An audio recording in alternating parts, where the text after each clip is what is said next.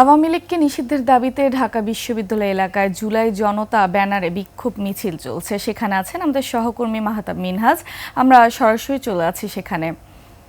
মিনহাজ, বিক্ষোভ মিছিলের বর্তমান পরিস্থিতি সম্পর্কে কেমন দেখছেন, আর সবশেষ খবর আমাদেরকে জানাবেন সেখানকার।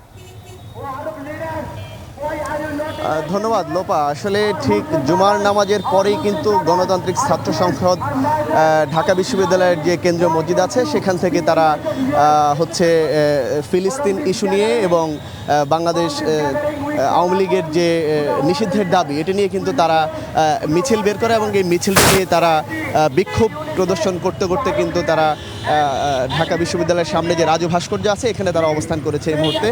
এবং আমরা দেখতে পেয়েছি যে এই আন্দোলনের সঙ্গে ইনকিলাব মঞ্চ কিন্তু তাদেরকে সংহতি প্রকাশ করেছেন এবং ঢাকা বিশ্ববিদ্যালয়ের যে সাধারণ ছাত্ররা তারাও কিন্তু এই আন্দোলনের সঙ্গে সংহতি প্রকাশ করেছেন।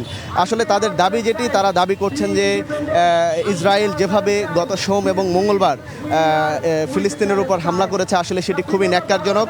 তারা সেই হামলার প্রতিবাদ জানিয়েছেন এবং বাংলাদেশে আওয়ামী লীগের জুলাই গণঅভ্যুত্থানের সময় বাংলাদেশ আওয়ামী লীগ বাংলাদেশের জনগণের সঙ্গে যে আচরণ করেছে আসলে সেটিও কিন্তু ইসরায়েল গাজার সঙ্গে যে আচরণ করছে সেই আচরণের সঙ্গে তারা তুলনা করছেন। তারা বলছেন যে বাংলাদেশ থেকে আওয়ামী লীগকেও কিন্তু নিষিদ্ধ করতে হবে এবং তারা বলছেন যে আসলে যদি আওয়ামী লীগকে নিয়ে যদি নির্বাচনে যদি সরকার যায় তাহলে তারা দেশে রক্ত গঙ্গা বয়ে দেওয়ার তারা সেই হুমকিটি কিন্তু দিয়েছেন যিনি ইনকিলাব মঞ্চের যিনি আহ্বায়ক রয়েছেন।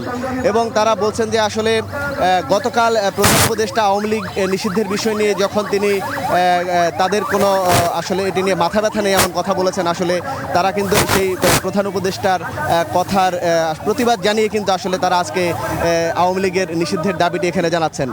আপনারা দেখতে পাচ্ছেন এই মুহূর্তে রাজু ভাস্কর্যের সামনে এখানে যারা আন্দোলন করছেন তাদের যারা মুখপাত্র আছেন তারা বক্তব্য দিচ্ছেন, তারা আন্দোলন করছেন, তারা স্লোগান দিচ্ছেন, তারা আওয়ামী লীগ নিষিদ্ধ এবং ফিলিস্তিনের প্রতি যে ইসরায়েলের হামলা সেগুলোর কিন্তু প্রতিবাদ জানিয়ে যাচ্ছেন। এই মুহূর্তে সে আন্দোলনটি চলমান রয়েছে। নিশ্চয়ই এই আন্দোলনের পরবর্তী খবর আমরা আপনাদেরকে পরবর্তী সংবাদে জানাতে পারবো। লোপা। মিনহাজ, আপনাকে ধন্যবাদ। দর্শক, ঢাকা বিশ্ববিদ্যালয় থেকে এতক্ষণ আমাদের সাথে যুক্ত ছিলেন আমাদের সহকর্মী মাহতাব মিনহাজ।